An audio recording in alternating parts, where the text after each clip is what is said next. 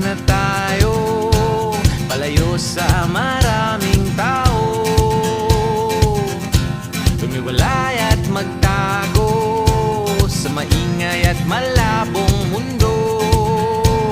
Bumubulong ang hanging habagat at hampas ng alon. Dumudulog at niyayakag na tayo ng karagatan.